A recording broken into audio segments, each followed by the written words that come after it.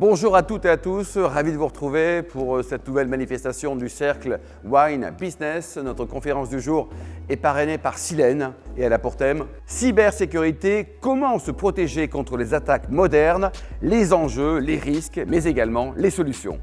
Pour en débattre comme chaque mois, trois grands experts, j'ai cité Julien Maître, Jean-Baptiste Courtin, Lionel Pasco. Merci. Groupe Silène, donc c'est près de 40 ans d'existence. Experts en cybersécurité et infogérance. On est propriétaires de nos data centers qui sont basés à Nanterre-Courbevoie. Donc on prône le cloud souverain, le cloud privé souverain. C'est un peu plus de 400 personnes, 10 sites en France et un peu plus de 60 millions de chiffres d'affaires. Donc on va peut-être commencer par se présenter. Donc effectivement, Julien Maître, directeur de la stratégie cyber. Donc je vais aider le groupe Silène dans la réflexion et animer en fait les différentes collaborations des partenaires dans la stratégie en termes de cybersécurité pour monter nos offres d'une manière globale en service managé pour nos clients. Et je travaille conjointement avec Jean-Baptiste sur cette partie-là. Bonsoir. Donc je suis le directeur de la cybersécurité de Silène. Donc mon rôle, en fait, c'est de développer et définir la stratégie et la politique de la sécurité de la société. Et mon rôle aussi est d'accompagner l'ensemble des clients dans la stratégie de mise en œuvre d'une sécurité globale, qu'elle soit à la fois sur les utilisateurs, mais aussi sur le système d'information. Et vous êtes tous les deux dans la boîte depuis plus de 10 ans, c'est ça? C'est ça. C'est donc, ça, belle fidélité au fondateur de la société. Hein, Exactement. En 86. Voilà, un petit coucou pour Olivier Polaire. C'est ça. Et alors le troisième larron, là, il a une société qui est assez étonnante, quoi. Hein, Yes We Hack. Bonsoir à tous. Merci pour l'invitation, Silène et Wine Business. Alors Yes We Hack, c'est quoi? C'est une sorte d'ovni maintenant dans la sécurité informatique, ce qu'on appelle de la cybersécurité offensive. Pour résumer, nous mettons en relation une communauté de hackers éthiques, toute une communauté internationale de hackers éthiques, et nous les mettons en relation avec les entreprises pour attaquer les entreprises, identifier des vulnérabilités avant qu'elles soient identifiées par d'autres types de hackers que vous ne voulez pas rencontrer. Et ils sont ensuite rémunérés sur les typologies de vulnérabilités identifiées et leur gravité pour vos données. Et vous êtes dans combien de pays au total, là, tous les petits malins là? Alors, Yes We Hack, je ne peux pas dire qu'on a 10 ans, puisqu'on n'existait pas il y a 10 ans. Oui. On est une société qui s'est lancée il y a un peu plus de 6 ans maintenant. Vous avez levé un petit peu de sous? Oui, on peut dire ça comme ça. Un peu beaucoup? Oui, plusieurs dizaines de millions d'euros, puisque beaucoup de structures croient en nous. C'est un nouveau modèle de sécurisation de tous les périmètres web des entreprises. On pourra parler plus en détail tout à l'heure parce qu'il y a des nouvelles technologies de développement, etc. Donc le hacking devient aujourd'hui, je dirais, le niveau le plus élevé pour se protéger. C'est bizarre à dire, mais c'est la réalité. Et aujourd'hui, pour une société française, nous avons réussi de la croissance internationale, présence leader européen, présence sur la plaque Asie-Pacifique, Amérique du Sud. Enfin, c'est parti, quoi. Julien, c'est parti aussi. Ok. Donc on va parler de cybersécurité. On va essayer de parler de cybersécurité de manière simplifiée. On sait que il n'y a pas forcément des profils techniques, des DSI, des RSSI. Donc on va essayer de vulgariser un petit peu cette menace, parce qu'elle existe, elle est réelle et sérieuse, et notamment avec l'arrivée des attaques, on va dire, modernes dans l'utilisation des outils. Donc on va parler d'intelligence artificielle, de ChatGPT, etc. et de comprendre quelles sont en fait les menaces pour les sociétés, et comment se protéger et comment être un petit peu plus alerte sur le sujet, parce que c'est un sujet bien réel. Justement, pour étayer ces propos, donc je vais passer ces slides de présentation qu'on vient de faire. Yes We Hack, c'est bon pour toi? C'est bon. C'est bon? Voilà. Donc on va dessiner le paysage de la cyber et des enjeux à travers quelques chiffres. Des chiffres qui sont importants. Déjà, il y a eu un virage sur la cybersécurité. Le virage, c'est le virage du Covid en 2020, puisqu'on a vu des domaines de plus en plus attaqués, notamment dans le secteur hospitalier. On a remarqué donc des pratiques en termes d'attaques, sur des attaques qui étaient sans foi ni loi. Il y a pas tous les secteurs sont concernés, toute taille d'entreprise, le public, le privé. Il n'y a plus forcément besoin d'être une entreprise du CAC 40 pour être éligible à une cyberattaque aujourd'hui. Donc on a remarqué plus de 400% d'augmentation en 3 ans, ce qui est aujourd'hui vraiment significatif. près d'une entreprise sur deux, une PME est ciblée, a été ciblée par une attaque. Quand on dit une attaque, on va descendre les différents types d'attaques que vous avez peut-être déjà certainement croisés. Déjà, on avait une question pour commencer. C'est qui n'a jamais eu affaire à une cyberattaque, de près ou de loin, à titre perso ou à titre professionnel? Tout le monde a jamais déjà... eu, hein, qui n'a pas eu. Voilà. Qui n'a jamais eu? Vous avez beaucoup de chance. Voilà. Il y a beaucoup de menteurs aussi. Voilà. Oui, oui. Donc, tout le monde a déjà reçu un SMS pour un colis égaré, pour des choses comme ça. Ça fait partie, donc, évidemment, du cyberattaque à titre personnel. Et des fois, on va le voir, à titre personnel, pour atteindre le côté professionnel. D'accord ? Dans 90% des attaques dans le monde professionnel, c'est la faille humaine, c'est la cause humaine qui est remise en question. On va parler donc comment dire, des attaques qui proviennent c'est une faille humaine, donc c'est une négligence par un collaborateur qui a reçu une information, qui a cliqué sur un mauvais lien, qui a reçu un email. Et donc là, cette faille, elle est très importante. Ça va être un sujet vraiment, ça va nous prendre un peu de temps ce soir, parce qu'on est tous concernés par ces attaques de phishing, spear phishing. C'est des mots un peu compliqués, mais on va essayer de regarder ce que comporte l'ensemble de ces solutions. Donc on a vu ces phishing, donc c'est l'attaque provenant d'un email. Il y a un impact aussi, c'est les utilisateurs en mobilité. D'accord, on va comprendre aussi quelle est l'évolution des comportements pour les utilisateurs en télétravail, etc. Et puis, qu'est-ce qu'on a d'autre comme chiffre? Le nombre de personnes attaquées par an s'évalue à peu près 1 milliard. D'accord.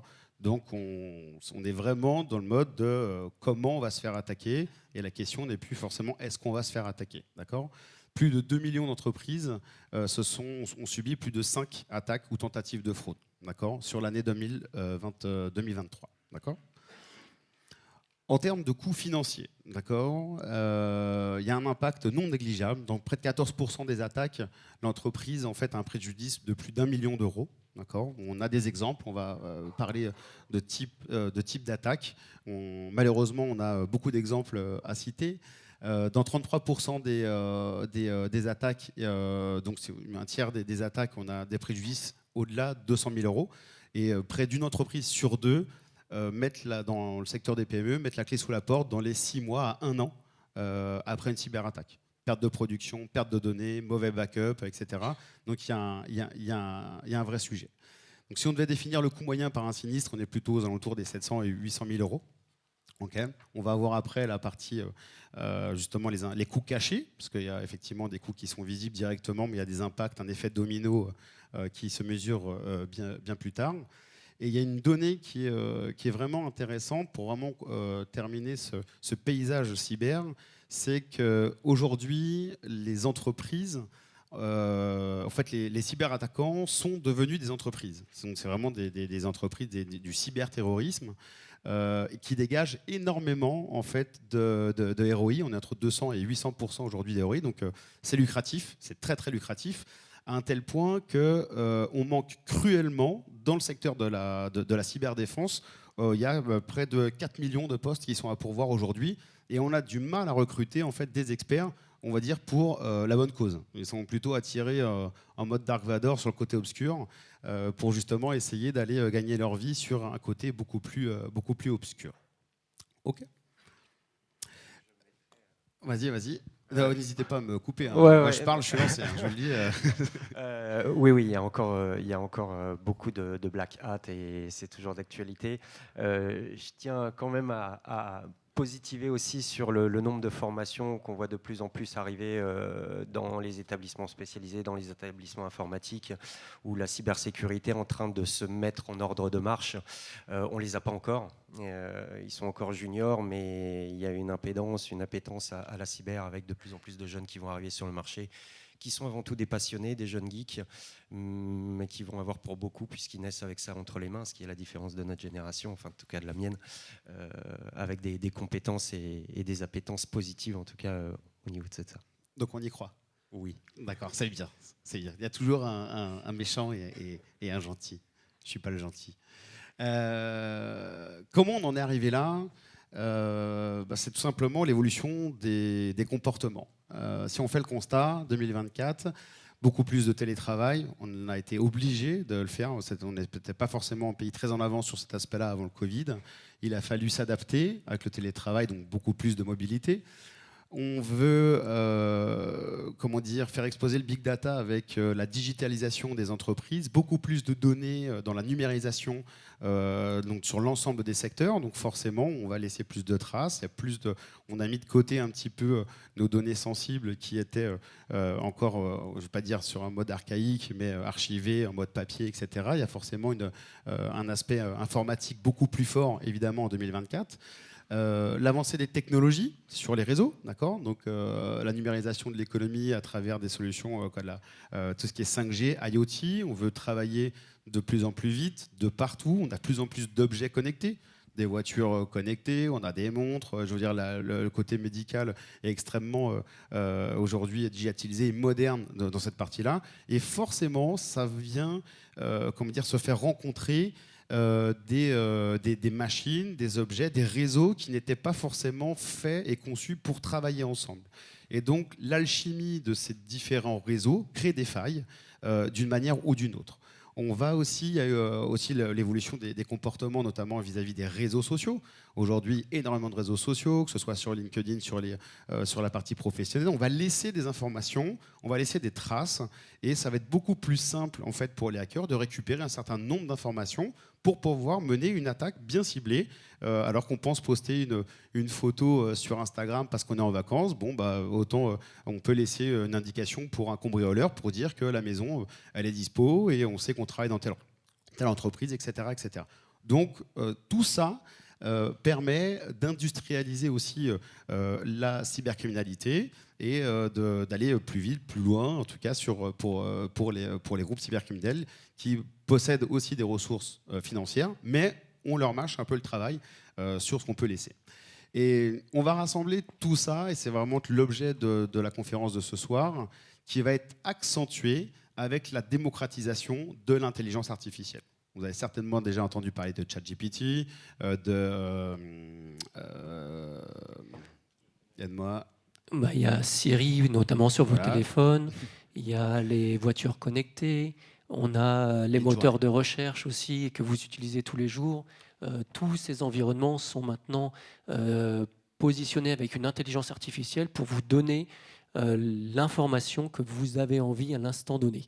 Donc c'est effectivement tous ces modèles-là, c'est ce qu'on va appeler du machine learning ou du deep learning, on reviendra après sur ces acronymes, pour vous donner, et en tout cas vous faire croire que l'information c'est vous qui la maîtrisez, mais que derrière en fait elle est déjà digérée et proposée par des machines. Et on aura un exemple après, on va voir aussi que c'est beaucoup plus simple donc, de créer une attaque avec du ChatGPT, parce que n'importe qui devient codeur, n'importe qui devient graphiste avec Midjourney, n'importe qui devient multilingue. Est-ce qu'on peut écrire un mail en japonais, en mandarin, etc., d'une facilité déconcertante. Et forcément, on arrive à cibler un peu mieux justement nos cibles sur des attaques bien précises. Donc c'est le paysage actuel en 2024 pourrait se définir comme ça en termes de cybercriminalité. Alors effectivement, la démocratisation de l'intelligence artificielle, nos responsables ont bien compris l'importance qu'il y avait derrière cette IA, et donc il y a un IA Act qui est en train d'être mis en place par l'Europe pour encadrer l'utilisation de toute cette intelligence artificielle et définir les moyens de la contrôler. Donc effectivement, on est dans une phase de transition pour que cette intelligence artificielle soit vraiment maîtrisée, ou en tout cas qu'on en donne des barrières et qu'il y ait des personnes qui puissent la gérer correctement. Je rajouterais juste un point au-delà de la maîtrise et de l'utilisation, puisqu'il y a tout un côté éthique autour de l'utilisation de l'intelligence artificielle. Il faut la sensibilisation des personnes va être un sujet régulier et récurrent sur la sécurité. N'oubliez pas et sensibilisez tous vos utilisateurs. Aujourd'hui, dans les nouvelles intelligences artificielles sont des intelligences artificielles qui apprennent de l'information que vous leur donnez. Donc toute information que vous donnez à ces intelligences artificielles sont intégrées dans ces intelligences artificielles, et donc ces données sont transmises à ces acteurs. Ils peuvent être réutilisés, réexploités ou ressortir à un moment donné. On a vu dernièrement des hacks qui ont réussi à faire ressortir le mode de fonctionnement d'une intelligence artificielle, puisque En tant que représentant d'une société de hacking, il y a toujours une porte d'entrée, il suffit de creuser pour l'identifier. Donc n'oubliez pas et prenez en compte et apprenez à vos utilisateurs à utiliser ces intelligences artificielles et l'information qu'ils peuvent donner à cette intelligence artificielle. Si vous leur donnez de l'information confidentielle, de facto, je vous laisse finir. Les menaces. Là, il va y avoir plein de termes un peu complexes, mais on est là pour essayer justement de comprendre comment vous voulez faire. Donc on a sélectionné en fait le top 10 des menaces les plus, je crois que c'est top 10 ou top 8, des menaces les plus courantes et qu'on croise donc dans le client, et on va faire un zoom sur certaines d'entre elles, d'accord. Donc la partie exploitation des vulnérabilités fera l'objet d'un zoom sur les différentes slides. C'est plus la partie côté Lionel. Ouais, c'est carrément notre truc à nous. Donc l'exploitation des vulnérabilités web, c'est important. Ce qui nous intéresse, c'est la confidentialité, l'intégrité et les données. Et on va voir que extraire des données sur les attaques qui vont être présentées ensuite par Silène dans une phase 2, ça va nous permettre, sortir des données et revendre des données, ça va nous permettre d'avoir d'autres types d'attaques ou d'exploiter les anciennes attaques avec des nouvelles méthodes beaucoup plus ciblées, beaucoup plus pertinentes. Et on va pouvoir automatiser des choses qu'à l'époque on faisait de manière un peu plus mécanique. Aujourd'hui, on va pouvoir automatiser d'autres typologies d'attaques avec des données extrêmement ciblées, issues de bases de données de millions de lignes que nous savons extraire de beaucoup de bases. Et dans ce tableau qu'on va voir, effectivement, il y a le type de menace et le but de l'attaque. Parce qu'il y a différents buts. Dans ce cadre présent, on est sur le fait d'extraire de la donnée. Mais on va voir que les autres attaques n'ont pas forcément ce but-là. Je te laisse peut-être commenter la suite, Jean-Baptiste, si tu veux. Bien sûr, on a fait un slide qui va préciser un peu ce type de menace, mais effectivement, c'est l'utilisation de failles humaines pour détourner des fonds. Donc effectivement, récupérer de l'information, monter une arnaque et pour récupérer une partie, en tout cas monétiser la donnée de manière assez simple. On a malheureusement un exemple qu'on vous proposera tout à l'heure qui va exactement définir la manière dont ils sont arrivés. Sur la partie phishing, alors effectivement on a la partie faux mail, mais phishing en fait c'est du hameçonnage, c'est de mettre un leurre et de faire en sorte que l'internaute soit pris par ce leurre-là. Donc tout à l'heure on parlait de SMS que vous avez sûrement reçus, mais il existe des sites web sur lesquels on vous demande de saisir de la donnée pour gagner quelque chose, pour vous permettre d'aller en voyage. Voilà. La donnée en fait à ce moment-là, c'est vous, c'est la donnée que vous postez sur ces sites-là qui a une valeur et qui va être derrière utilisée pour la revendre ou pour derrière monter une arnaque ou faire carrément une prise de comment dire, c'est une prise de contrôle. C'est pas une prise de contrôle, c'est effectivement vous faire passer, en fait, se faire passer pour vous-même, pas avec les données que vous avez collectées. Ils vont pouvoir donc faire de l'usurpation et donc arriver jusqu'à leur fin. Alors, la partie DDoS, donc c'est un déni de service, c'est effectivement bloquer une société. Alors, on en entend un peu partout en ce moment, aussi bien avec les agriculteurs, les taxis. C'est exactement ce même phénomène-là. C'est qu'on va bloquer un système, un État, un système d'information pour éviter que celui-ci puisse travailler. Donc effectivement, on va bloquer, saturer là, pour ce cas-là au niveau du digital, la partie réseau et donc faire en sorte qu'une société ne puisse plus travailler. Il n'y a pas forcément d'aspect financier dans cette attaque, c'est plutôt vraiment malveillant sur une attaque DDoS. C'est vraiment c'est essayer de bloquer une production et un côté malveillant, mais pas forcément avec une notion de piratage et le fait d'extorquer des fonds notamment. La partie ransomware, c'est une rançon, c'est effectivement via un cheval de Troie, ils ont repris effectivement la mythologie, pour derrière définir et présenter une attaque en positionnant un programme qui va se charger de chiffrer la donnée, vos données, et derrière demander une rançon pour pouvoir le déchiffrer. Donc là, on est vraiment sur un blocage complet d'une société, sur le fait que la donnée a potentiellement en plus été exfiltrée et va pouvoir être revendue sur des réseaux, donc on parle de type web ou de darknet. Donc vraiment, c'est une attaque qui, elle, vise à récupérer des fonds et de la donnée. C'est vraiment dans les deux cas. Et c'est assez traumatisant. Alors, cette attaque, on ne va pas forcément faire un zoom sur cette partie-là. Pour l'avoir vécu, moi, personnellement, en fait, chez un des clients, il y a vraiment cette sensation en fait, de prise d'otage. C'est bien fait, hein. Il y a un petit mode d'emploi avec quoi faire. On va sur le darknet, on paye en bitcoin, etc. Donc c'est vraiment bien fait. Pour le coup, c'est plutôt stylé. Mais ça paralyse tout simplement l'entreprise au niveau de ses données. Donc évidemment, il faut remonter une infrastructure. Comme dans une prise d'otage, normalement, on ne négocie pas. On essaye normalement de ne pas payer. On n'a pas de garantie, d'une part, de recevoir la clé de décryptage.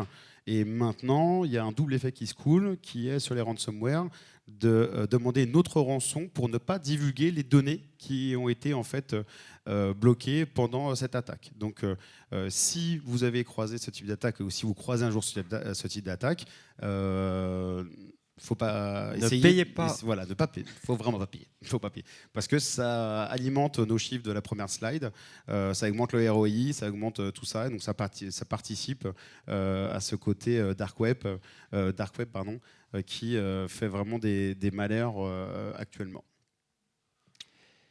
Sur la partie deepfake, effectivement, c'est utiliser l'intelligence artificielle pour créer du faux contenu, mais en se faisant passer pour la personne.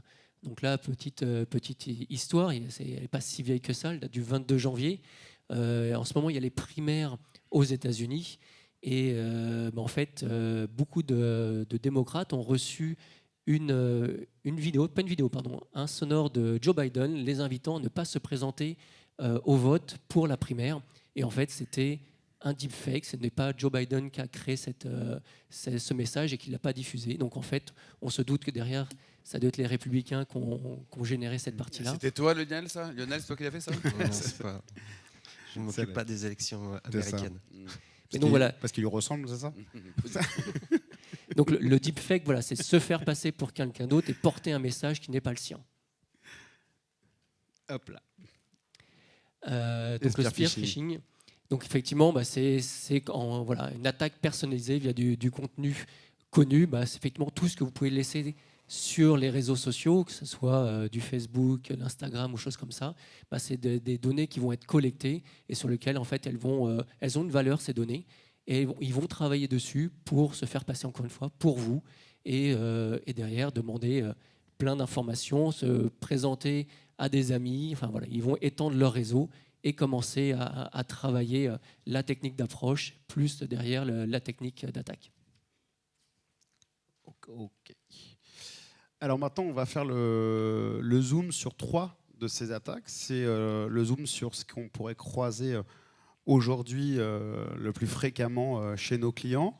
Donc on va faire le zoom sur le phishing et expliquer un petit peu ce qu'il y a eu. Non, c'est sur le slide d'après où est-ce qu'on a ce retour d'expérience. Tu veux porter le sujet en tant que directeur technique cyber? Oui, le phishing, on en a un petit peu parlé tout à l'heure. C'est effectivement présenter du contenu, alors qu'il soit par mail ou sur un site web, pour collecter de la donnée. Et derrière, forcément, encore une fois, c'est se servir de cette donnée-là pour plein de raisons. Alors on peut avoir effectivement de l'arnaque à la fausse facture. Alors après, je pense que le slide d'après permet d'être un peu plus explicite sur la manière dont ça peut se présenter.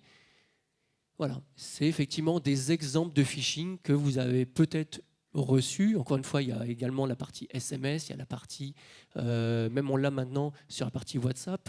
Donc voilà, ce sont des faux mails qu'on peut recevoir pour vous demander effectivement de payer quelque chose. Donc, notamment sur la partie assurance maladie, on ne recevra jamais un mail nous demandant de positionner notre numéro de carte bleue. Ça, c'est impossible. Et si on regarde bien, alors on l'a fait exprès de choisir des exemples qui sont marquants. Et ils sont marquants, on va peut-être faire un petit jeu, c'est effectivement de voir sur, il y a l'assurance maladie, mais sur celui qui est tout en haut au milieu, est-ce que réellement c'est la bonne société ? Et là, on joue effectivement sur du logo, sur le nom. Donc, on ne sait pas la Société Générale, mais c'est la Société Générale. Donc, on va jouer sur le visuel et sur l'humain, parce qu'effectivement, quand on lit l'habitude de lire, en fait, on va aller très vite à l'information et des détails comme ça ne sont pas perçus par notre œil et par notre cerveau. Donc, effectivement, les hackers vont utiliser toutes ces techniques-là pour nous duper. Pareil sur la partie en dessous. C'est pas Google, parce que Google, il n'y a pas 2G. Mais voilà, ce sont des sites web comme ça qu'on retrouve sur Internet et sur lesquels en fait vous pouvez être hameçonné, voilà, du phishing pour derrière, encore une fois, récupérer du contenu.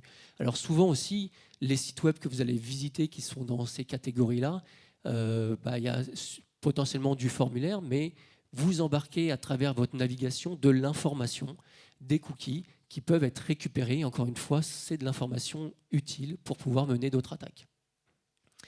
Alors du LinkedIn, et puis il y a le petit dernier en bas à droite avec du Microsoft, donc avec Julien parlait tout à l'heure, le Covid et l'expansion du télétravail, les technologies notamment sur O365, le Teams et le travail en télétravail plutôt, nous obligent à changer nos modes de connexion et donc à utiliser d'autres produits, notamment l'Office 365. Et là, sur ce phishing-là, c'est pas Office 365, mais c'est System 365 et qui n'a rien à voir avec Microsoft. Par contre, ils ont récupéré l'ensemble du paging, du look, des logos pour faire croire que vous étiez sur le bon site. Celui-là, il est très très vicieux parce que il faut vraiment être un sachant pour dire que c'est pas la bonne URL de connexion. Donc celui-là, je pense que c'est le meilleur des 5. C'est mon coup de cœur pour celui-là. Je vais le partager avec vous, ça. Ok. Deuxième zoom, l'arnaque au président. Vas-y Lionel, parce que je vais juste faire une petite info par rapport à tout ce qui est phishing maintenant. Avant, quand vous faisiez détourner de l'argent, que vous cliquiez au mauvais endroit, vous alliez voir votre banque et vous leur disiez « Excusez-moi, on m'a détourné de l'argent, est-ce que vous me remboursez ?» Ils vous remboursaient. Et maintenant, ça commence à changer. Les banques commencent à enquêter, commencent à regarder, mais vous auriez dû le savoir, vous auriez dû identifier que c'était écrit Société Générale, pas Société Générale.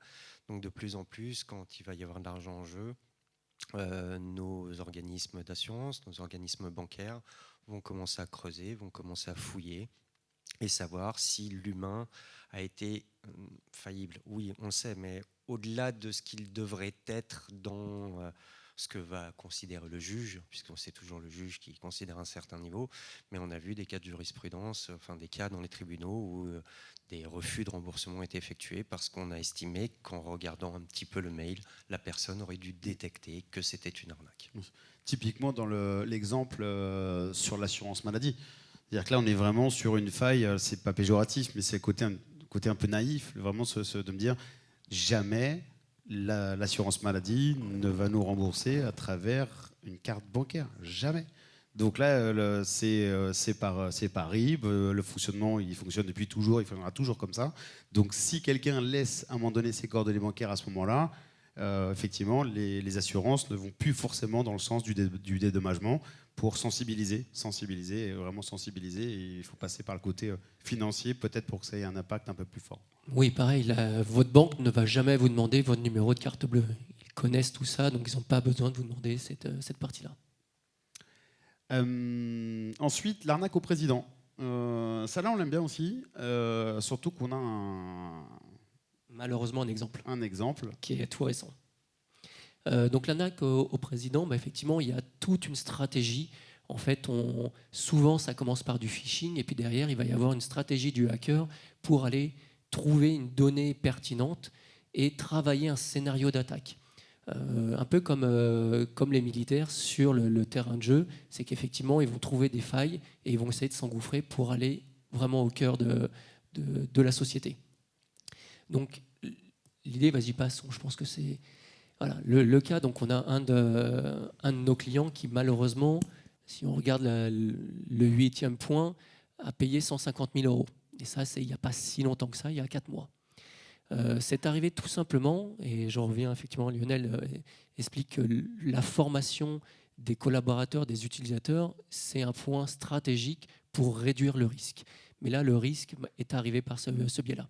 Donc, ça a commencé par un simple phishing où la personne a reçu un mail de sa DSI en lui demandant de renseigner son login et mot de passe. Pour elle, voilà, le phishing était bien fait. Encore une fois, on a vu des exemples. Le logo était repris et elle ne s'est pas doutée. Elle a renseigné son adresse mail et son mot de passe. Ensuite, elle était protégée. Alors peut-être que maintenant, si c'est démocratisé, mais le MFA, donc multifacteur authentification, c'est ce que votre banque vous demande quand vous validez un paiement. C'est des aspects qui permettent d'authentifier que c'est bien vous qui avez fait l'action, en tout cas qui l'avez demandé. Et donc, cette personne-là s'est fait spammer. Donc, elle a reçu un très grand nombre de demandes de validation et humainement, elle dit j'en ai assez, je le valide. Malheureusement, ce n'est pas elle qui avait fait la demande, mais c'était l'attaquant. Donc, l'attaquant s'est retrouvé être en possession de sa boîte mail et avoir la capacité de lui ajouter son propre MFA, donc de devenir propriétaire de cette boîte aux lettres. Une fois qu'il a fait ça, il était rentré. Et qu'est-ce qu'il a fait? Il a simplement lu l'ensemble des mails qui étaient présents dans la boîte mail et a trouvé qu'effectivement un fournisseur, qui avait une commande qui était en cours et qui avait effectivement une facture qui allait arriver. Ce qu'il a fait tout simplement, c'est qu'il a pris le nom de domaine du fournisseur, il a transformé, un peu comme ce qu'on a vu avant, Société Générale, il a transformé en Société Générale, il a utilisé exactement la même technique. À la place d'un i, il a mis un l, à la place d'un .com, il a mis un .club, par exemple, et derrière, il a repris les anciens mails, il a reconstruit le mail, il l'a envoyé. La personne ne s'est pas doutée que c'était un fake, puisque effectivement, l'ensemble des personnes présentes dans le mail était correct, c'était l'historique de son mail, et donc il a demandé à ce que le RIB de ce fournisseur soit changé et que la facture lui soit versée. La personne donc a tout simplement appliqué, elle a vu, pour elle c'était logique, donc elle a validé le RIB et derrière payé la facture de 150 000 €. Malgré le fait que dans les processus internes de la société, il y a tout ce qui est modification, compte bancaire, de RIB, choses comme ça, on demande la confirmation, c'est un processus, et donc qui permet derrière de lever les doutes et donc d'appeler directement les fournisseurs. Et simplement, elle n'a pas respecté ce processus, et donc les 150 000 € sont partis. Et donc ça va très vite. Les 150 000 € sont partis sur une banque africaine, et derrière, il y a eu plusieurs reversements à d'autres banques, et donc l'argent a été éparpillé sur d'autres comptes, et donc on n'a pas pu retrouver la trace de cet argent. Et ils s'en sont rendus compte au bout de combien de temps du coup? Et ils s'en sont rendus compte au bout de 2 semaines. 2 semaines. Donc en fait, il y a eu une première alerte de cybersécurité sur la partie effectivement du spam MFA, du point numéro 2. Mais le client n'a pas pris en compte cette alerte, et derrière, lors de l'analyse, on a détecté qu'il y avait une lecture, et à partir de cette lecture-là, on a découvert qu'il y avait effectivement cette attaque à l'arnaque du président pour récupérer des fonds. Cette arnaque est extrêmement simple à mettre en place, et on regardera ça après, un petit exemple, une petite démonstration, mais on peut aller très vite et très simplement, avec peu de moyens, réussir à faire cette attaque-là.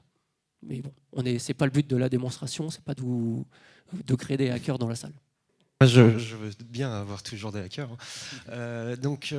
Nous, YesWeHack, ça fait partie de notre cœur de métier, c'est tout ce qui est exploitation des vulnérabilités.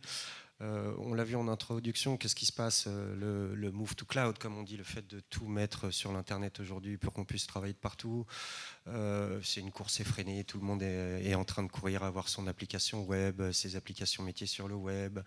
Et puis on a des super techniques de développement maintenant, on a des développeurs qui développent tous les jours et qui poussent du code quasiment tous les jours. Et puis on a même des sociétés qui nous poussent des mises à jour 10 fois par jour de leur application métier. Donc c'est super parce qu'on trouve potentiellement 10 opportunités nouvelles chaque jour de trouver de nouvelles vulnérabilités dans le code. Avant, on voulait que les gens codent et que ça marche. Aujourd'hui, on veut que les gens codent, que ça marche et que ce soit sécurisé. Donc nous, aujourd'hui, l'intérêt, le pourquoi des sociétés comme nous marchons, c'est qu'on peut enfin rémunérer des gens qui trouvent ces vulnérabilités de manière officielle et légale. Et puis c'est des passionnés. Et donc leur objectif, ça va être de trouver aujourd'hui sur cette surface d'attaque qui est toujours grandissante, qui est toujours en mouvement, sur laquelle il y a toujours du nouveau code, de trouver des vulnérabilités pour extirper de la donnée, pour jouer sur l'intégrité, la disponibilité des informations. Encore une fois, tout se monnaie, tout a un impact. Nous rappelons qu'en plus, il y a des choses, la RGPD, qui oblige à communiquer. Bref, les impacts financiers peuvent être importants. Quand on est dans le luxe, on ne veut pas se faire défacer son site ou qu'on fasse changer les images. Quand on est dans le médical, on ne veut pas de données patients parce que ça fait un peu désordre quand c'est diffusé sur le web, etc. etc. Donc aujourd'hui, c'est quelque chose qui est de plus en plus important compte tenu de l'évolution des structures. Et je dirais de cette marche forcée qu'ont les sociétés autour de la webisation entre guillemets de de leurs outils. Oui, quelques exemples intéressants, je vous laisse lire. Plus personne n'est à l'abri, quel que soit le type de métier, quel que soit... Alors, il y a ceux qui développent et qui donc créent leur propre vulnérabilité, mais il y a aussi ceux qui utilisent ce qu'on appelle des solutions sur étagère. C'est le cas par exemple des cabinets notariales, où maintenant les hackers commencent à s'intéresser à des solutions métiers, comme ça s'ils trouvent une vulnérabilité sur une solution que vous achetez, logiciel. C'est pour ça que c'est important de s'intéresser à la qualité des logiciels, etc., que vous prenez, puisque maintenant il suffit de s'attaquer à une vulnérabilité, de trouver une vulnérabilité sur un logiciel, et puis une fois qu'on l'a trouvé dans un hôpital, dans un cabinet notarial, dans un hôtel, on peut démultiplier son attaque sur la globalité des cabinets notariaux de France, par exemple. Top. On va parler un peu des impacts. D'accord. Donc on a démontré, qu'on a expliqué, hein, alors c'est des attaques parmi tant d'autres, mais on a déjà un petit peu spoilé cette slide tout à l'heure, mais au-delà en fait des coûts directs d'arrêt de production ou de rançon à payer directement, il y a des coûts financiers qui sont cachés ou moins visibles. Ce qui fait qu'on arrive à des coûts moyens, on a vu tout à l'heure, de 700 ou 800 000 euros. Ce n'est pas forcément une demande de rançon ou un arrêt de prod. Ça peut effectivement augmenter le coût de la dette, augmenter les primes d'assurance, parce qu'il y a aussi un enjeu aujourd'hui sur les cyberassurances, où les assurances demandent de plus en plus de protection, il faut avoir de plus en plus de solutions pour protéger vos données et votre système d'information. Donc quand c'est comme en voiture, hein, si on est en tort, on perd notre malus de 50% et on paye l'assurance plein pot. C'est exactement le même principe. Il y a de la perte de réputation, parce qu'on peut avoir avoir un impact sur sa production, mais on peut avoir des fournisseurs impactés, on peut avoir des clients qui sont impactés, et ça peut mettre en doute certains partenariats commerciaux si la stratégie cybersécurité n'est pas bien gérée en interne. On l'a vu passer aussi sur cette partie-là plusieurs fois. Dépréciation de la valeur de marque, comme l'a dit Luan tout à l'heure, donc il y a vraiment une perte de réputation aussi assez importante, une possibilité de perdre la propriété intellectuelle notamment, et je disais la confiance accordée par le client. Si une banque se faisait attaquer, est-ce qu'aujourd'hui on voudrait rester chez cette banque-là? Pas sûr, pas certain. Si notre fournisseur de cybersécurité se faisait attaquer, est-ce qu'on voudrait rester avec ce fournisseur de cybersécurité? J'en suis pas sûr. Donc il y a d'autres enjeux qui sont vraiment importants, et des impacts financiers assez forts au-delà de la perte de production, qui peut durer. On n'en a pas parlé, ça, de l'arrêt de production lorsqu'il y a un ransomware. On a un exemple la fin d'année dernière sur un ransomware. C'est peut-être, ils sont restés 2 mois et demi dans le noir, complètement. Ça a été 2 mois et demi, ouais. et puis ils ont redémarré, Voilà. mais juste sur l'ouverture d'un service extrêmement minimum. 2 mois et demi dans le noir, ça veut dire que même la messagerie ne marche plus. C'est-à-dire qu'il n'y a plus de communication. On revient au b.a.-ba. Ils envoyaient des pigeons voyageurs pour s'envoyer un mail, quoi. Donc il faut recréer un domaine. Tout est perdu. Tout est perdu, les contacts, etc. Donc il faut repartir de l'âge de pierre, en tout cas sur cette partie-là. Donc c'est 2-3 mois pour retrouver un tant soit peu de couleurs et des moyens de communication. Et c'est 6 mois, voire 1 an, pour retrouver réellement une production post-attaque, plutôt sur 1 an que 6 mois. Bon, ça, monsieur l'expert, vous confirmez? Oh, non, oui, c'est beau. tout à fait.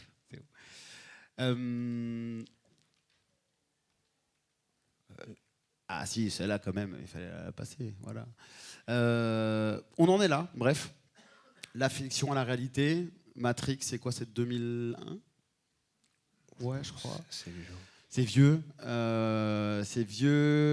Terminator encore plus, mais en tout cas il y a une réalité, c'est-à-dire qu'aujourd'hui jongler entre l'homme-machine et ce monde parallèle un petit peu à la Néo, il y a vraiment des attaques sans foi ni loi. On le voit, les escrocs réclament une somme colossale sur l'hôpital de la Marne en plein Covid. 33 millions d'euros en arnaque au président. Donc, tout à l'heure, on avait 150 000 euros. Là, c'est 33 millions d'euros qui sont partis en fumée. Impossible à rattraper. C'est énorme. Donc, c'est un vrai sujet. Tout le monde est concerné. Voilà, on l'a vu récemment, on a mis l'exemple des QNAP parce que les particuliers aussi sont concernés, des fois sur des failles. Combien aujourd'hui vous êtes prêt à payer pour, si vous avez un petit serveur chez vous qui a toutes vos photos de vacances depuis 20 ans? Vous payez 1 000 €, 2 000 €, vous payez. Je suis sûr que vous payez. Et tout le monde paye. Parce que les souvenirs, ça n'a pas de valeur. Quand ça part dans un incendie, on ne rattrape pas, on pleure toutes les larmes de son corps, c'est terminé. Là, on a la possibilité de les récupérer et on donne 0,5 Bitcoin. C'est ce qui est arrivé sur cette faille QNAP. Ils ont fait, si je ne dis pas de bêtises, 1 million en une journée. Voilà. Et donc, c'était à peu près 1 000 €. Donc, il y a 1 million de personnes qui ont effectivement non, c'est pas un euro, donc pardon, 1000 personnes qui ont effectivement payé cette rançon. D'accord. Tout ça, c'est bien noir, mais on a, ça fait peur, mais on a des réponses quand même. Ça, c'est une bonne chose. Et une des réponses, en tout cas sur cette partie-là, c'est la gouvernance. La gouvernance de la réussite, c'est la clé de la réussite. On conseille très fortement à nos clients de se faire accompagner, au moins pour dessiner une stratégie, un fil conducteur, un fil d'Ariane, ce que vous l'appelez comme vous voulez, mais une gouvernance pour essayer de positionner certaines briques, certaines actions à mettre en place pour se protéger en termes de cybersécurité. Donc il faut se faire accompagner, il faut faire de la veille technologique, il faut être force de proposition si vous avez des acteurs qui vous accompagnent sur cette partie-là, et il faut prioriser. Parce que tous autant que vous êtes ici, vous n'avez pas forcément les mêmes enjeux. Certains vont mettre plutôt du budget dans la sécurisation de la data, parce que c'est l'heure noire et il faut absolument que la data soit sauvegardée. Et certains vont plutôt investir dans de la redondance de production pour que la production ne s'arrête jamais, par exemple. En fonction de vos budgets, de vos métiers et de toute cette alchimie, il faut définir une stratégie pertinente sur cet accompagnement. De notre côté, cette stratégie, on l'appelle le Silène Cyberwall. Ça va être une des réponses qu'on va avoir parce que vous avez, dans la cybersécurité, il existe toutes sortes de questions et sur lesquelles on n'aura jamais les mêmes réponses. Et ces réponses-là, on doit les construire ensemble. Donc, on va mettre en avant, donc ça c'est un concept génial, le fait de construire un mur. On est allé chercher très très loin. Et le but du jeu, c'est d'associer les différentes briques de sécurité pour que vous puissiez construire votre propre mur de protection.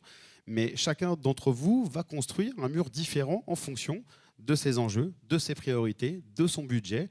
Et évidemment que ça ne se fait pas en un jour en claquant des doigts. Parce que chaque petite case ou chaque petite brique représente un budget, représente des solutions à intégrer dans son système d'information, représente du travail pour les administrateurs, un travail du process et ce qui s'ensuit.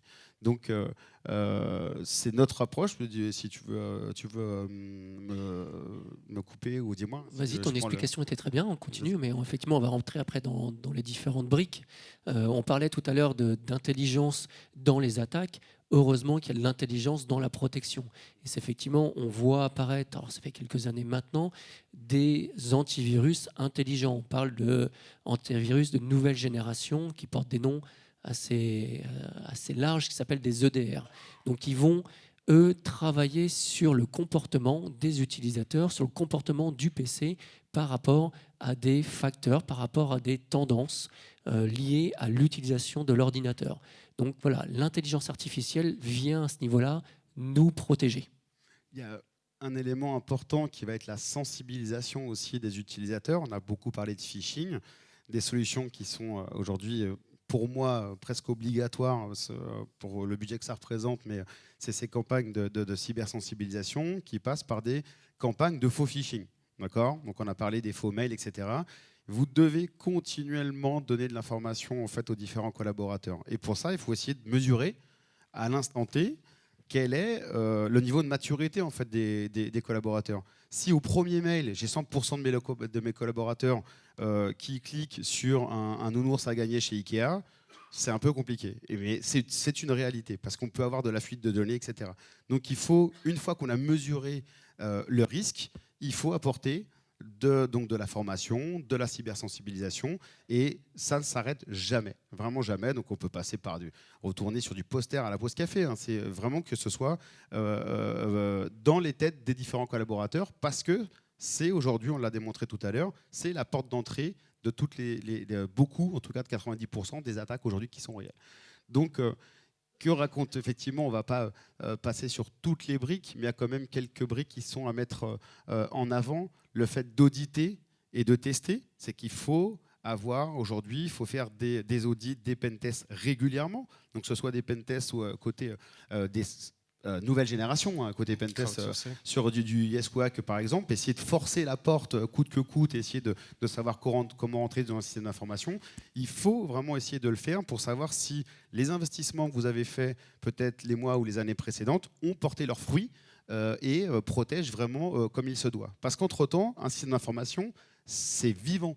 Il y a, comme l'a dit tout à l'heure Lionel, c'est des mises à jour, c'est des nouveaux serveurs qui sont en place, c'est des nouveaux collaborateurs qui sont arrivés, et forcément, donc le risque ne s'arrête jamais. D'accord ? Au-delà de ça, il y a l'aspect législatif pour ceux qui sont dans le monde de l'assurance, dans le monde bancaire, les nouvelles législations comme NIS 2 qui commencent à avoir des thématiques de sécurisation continue, d'analyse des risques continus, des nouvelles législations autour de l'IoT qui obligent d'avoir un canal pour pouvoir remonter des vulnérabilités de tous les constructeurs d'objets connectés. Bref, l'Europe en plus va accompagner ça. Et juste un élément important sur cette notion de scénario, faire des procédures. C'est pas lorsqu'il y a le feu dans votre entreprise qu'il faut savoir comment on s'évacue et où est la porte de secours. Faites des scénarios, jouez les scénarios pour que, en cas de crise, vous puissiez être serein sur quelle est la démarche en fait à adopter, comment je peux me faire accompagner, etc., etc. Parce que quand on travaille dans l'urgence, on fait pas forcément des bons choix, ça coûte très cher, parce que de travailler dans l'urgence, forcément, c'est le coût de l'urgence. Hein. Un plombier à 4h du matin coûte plus cher que si on entretenait la canalisation régulièrement, on va dire. Donc tout ça, c'est des exemples qu'il faut avoir en tête, et il faut vraiment documenter pour appliquer ces types de process. D'accord ? On va passer juste sur la partie démonstration avant d'aller sur la partie conclusion, et donc je laisse la parole à Jean-Baptiste. Oui, donc on a effectivement évoqué un peu toutes les menaces et la manière dont on pouvait les appliquer. Donc là, c'est juste effectivement vous faire une démonstration de la simplicité maintenant de monter une arnaque, on va dire ça comme ça. Donc effectivement, l'IA à la portée de tous. Donc déjà, il faut repérer... Un téléphone. Oui, repérer la cible. Donc malheureusement, ce soir, notre cible, c'est vous. Donc on a essayé de trouver un moyen d'attirer votre attention et de récupérer de l'information. Merci pour vos numéros de carte bleue d'ailleurs, c'est très sympa. Sympa. Les Bahamas, bientôt les voyages aux Bahamas. C'est ça. Vas-y. Donc on a créé un faux site et on l'a fait de manière extrêmement simple, on y a passé des heures. Et donc la slide d'après va vous montrer en combien de temps on a pu le créer. Vas-y. Pour ceux qui ne connaissent pas, c'est ChatGPT. Donc en fait, c'est une intelligence artificielle sur laquelle vous pouvez discuter avec elle, poser des questions, lui demander de transférer des informations, transformer de l'information, pardon. Et donc là, la question était très simple. Ça a été « crée-moi un formulaire web ». Donc il m'a automatiquement créé le code qui me permet de créer un formulaire web. Je n'ai fait aucune modification du code. Et en plus, ChatGPT est très gentil. Il nous explique la manière de le positionner, la manière de l'agrémenter, le modifier si on a besoin pour le mettre aux couleurs de la société qu'on souhaite. Et cette société, c'est laquelle ? Donc effectivement, derrière le rendre réel, donc on a juste ajouté un logo et ça donne ça. Au hasard, mais alors vraiment au hasard. Vraiment au hasard. C'est incroyable. Donc, une fois que ce site web a été créé, donc effectivement, vous l'avez vu très rapidement, en 3 minutes, le code était fait. On l'a mis sur un petit serveur web, on l'a designé, on va dire, on a mis juste un logo. Et donc derrière, maintenant, il faut lancer l'opération. Et donc, vous avez peut-être vu cette partie-là. Donc en fait, dehors, juste à l'entrée de cette salle, on a positionné un QR code en vous invitant à le scanner pour vous faire gagner un cadeau. Donc, je ne sais pas combien de personnes ont pu cliquer, mais l'idée, c'est effectivement d'attirer votre attention et de capter de l'information. Alors sachez... Voilà, qui a cliqué, juste pour voir là, ceux qui n'auront pas de cadeau. Hein, bon. Alors ça, c'est intéressant parce que tu as une autre vision, toi. J'ai une autre vision, mais effectivement, on va aller voir ça. Il y a quelques menteurs, tu veux dire? Non, mais en fait... Non. Mais quand même. Bah si, on est parti. Faut prendre ton PC. Donc en fait, il y a un petit résultat. Donc effectivement, les données, donc on a nom, prénom, email. Vous inquiétez pas, pour ceux qui l'ont fait, c'est marqué qu'en dessous, il n'y a aucune donnée qui n'a été conservée. Donc il n'y a rien, on a juste comptabilisé le nombre de clics surajoutés pour voir si effectivement notre piège avait fonctionné. Alors, donc c'est 1 000 € pour en sortir, c'est ça?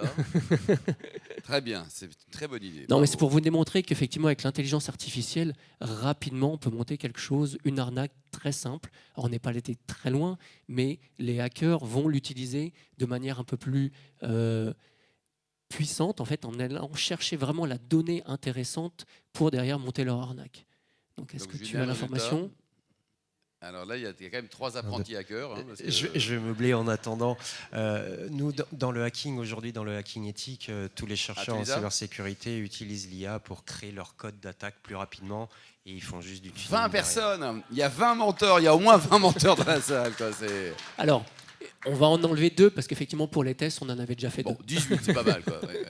Mais c'est une réalité parce que... En fait, aujourd'hui, on a essayé aussi d'inviter pour témoigner des sociétés victimes de l'ensemble des exemples. Et ben, on n'a pas trouvé.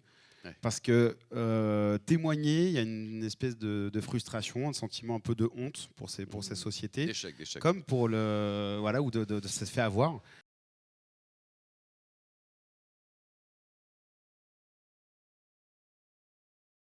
Par contre, ce qui est sûr, c'est qu'en France, on est plus ciblé que d'autres pays. Ça se mesure. Mais est-ce que les plus crédibles Il y a plus d'attaques, donc il y a forcément plus de chances d'être crédule. Ouais. Mais parce que le contexte géopolitique fait que on est un des pays européens les plus attaqués. Et on doit faire partie du top 5 mondial, je pense. Lionel, avec tous vos copains, là, vous attaquez quel pays en priorité? Alors nous, on n'attaque pas, on attaque que ceux qui nous demandent de le faire déjà, premièrement. Ça, c'est important de le noter. Non, je pense que la France, les pays comme la France sont des pays hyper ciblés, mais parce qu'il y a chaque attaque a son objectif, chaque groupe d'attaquants a ses typologies, a sa signature. On voit les groupes de hackers commencent à avoir des noms, ces noms ont des typologies d'attaque, ont je dirais des spécialités. Ouais. Après, nous, ce qui est intéressant dans des pays comme les nôtres, c'est qu'il y a de la politique, il y a du médical, il y a de l'argent, il y a des entreprises internationales. Donc, il y a un intérêt pour les hackers.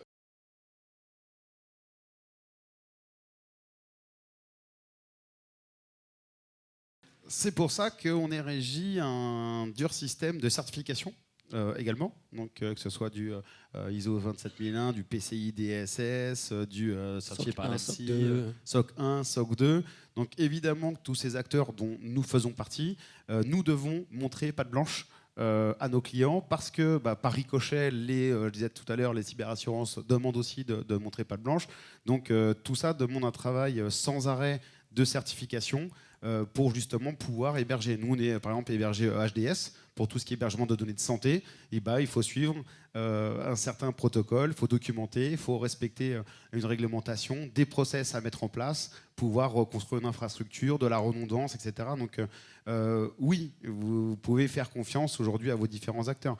Maintenant, il faut qu'il y ait... Qui sont certifiés. Voilà, qui sont certifiés, s'il y a une certification derrière. Sinon, ils sont autant éligibles que vous à ce type d'attaque. Nous, je pense que tous les jours, tu dois avoir plus l'info que moi, mais il y a des tentatives d'intrusion sur nos firewalls mutualisés, ce qui s'ensuit. On est forcément un peu plus visible qu'une entreprise qui va avoir un hébergement peut-être chez soi, mais on est mieux protégé. C'est ça. Effectivement, nous, sur nos infrastructures, tous les jours, donc, on a un système d'alerting, un SOC en fait, qui va superviser l'ensemble des éléments de sécurité et des indices de compromission, en tout cas des tentatives. Et donc, effectivement, par jour, on est à peu près à 80-100 alertes confirmées. Donc, il y a toutes celles tous les hackers qui ont fait une tentative, qui n'ont pas pu rentrer, mais derrière, tous les indices de compromission, donc ils sont dépassés un certain niveau, on est à peu près une centaine sur l'ensemble de nos clients. Lionel, les meilleurs hackers du monde, ils sont dans quel pays? Alors il faut être fier de la France. En tout cas, On est très très bon dans le alors, piratage. je ne vais pas dire les meilleurs hackers du monde sont dans quel pays. Il y a des très bons hackers dans beaucoup de pays, mais on a une très belle communauté en France qui brille, qui est pertinente. Après, on va avoir différents types de sensibilités, mais oui, la communauté américaine, la communauté française. Il y a des grosses communautés en Inde aussi. Alors après, c'est pas le même type de sollicitation, etc. Mais de toute façon, c'est international. Après, je vais juste faire une différence sur la question de monsieur et la réponse de Silène. Il y a deux types d'attaques. Il y a l'attaque des infrastructures. Donc, Silène est un hébergeur qui a sa propre sécurité de son infrastructure et de toute la partie qui le vase, le réceptacle, entre guillemets, et le fait de pouvoir sécuriser tout ce qui est mis dans leur système d'information. Et après, un exemple comme Dropbox. Dropbox est une solution logicielle. Et après, on peut attaquer le logiciel comme on peut attaquer l'hébergeur. Voilà. Donc, par rapport à Dropbox, ça n'empêche pas de laisser ces données là-bas, il n'y a pas de souci. Mais dans un plan de gouvernance qu'on a montré tout à l'heure sur le Silène Cyberwall, il n'y a pas de souci. Mais dans ce cas-là, peut-être faire une déduplication de ces données pour mettre en action en fait, ce plan de gouvernance qui permettrait de sécuriser cette partie Dropbox. Parce que peut-être vous travaillez sans filet si vous faites que du Dropbox, par exemple.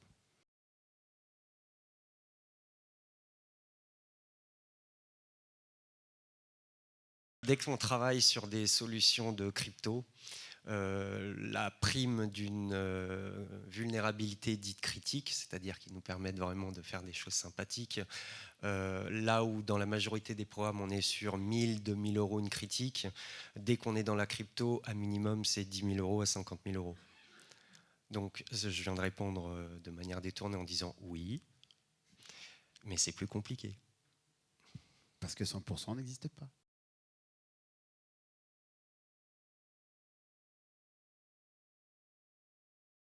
On va finir par les petits conseils. Donc, qu'est-ce qu'on va retenir de cette conférence? Mettre en place de la sécurité, c'est ça, c'est connaître son risque. Donc, il faut se tester.